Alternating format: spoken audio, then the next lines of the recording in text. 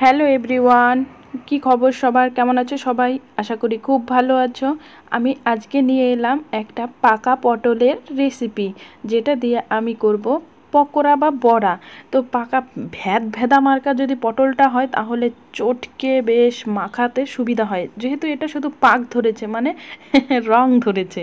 তাই পটলটাকে কুচি কুচি করে কেটে তারপরে ধুয়ে পরিষ্কার করে নিলাম। তার মধ্যে দিয়ে দিলাম লঙ্কা কুচি, দিলাম চালের গুঁড়ি, একটু সুজি, কালো জিরা, হলুদ আর পরিমাণ মতো লবণ দিয়ে তারপরে প্রথমে শুকনো অবস্থায় একটু চেপে চেপে নিলাম।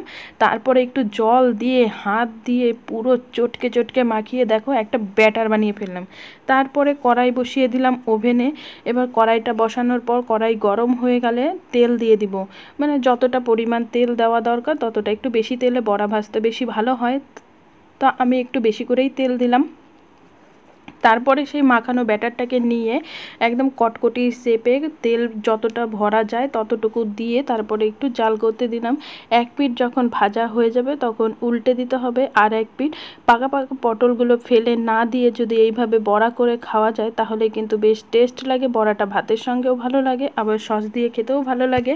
তো আমি কিছুটা ভাত দিয়ে খেয়েছিলাম আর কিছুটা সস দিয়ে খেয়েছিলাম।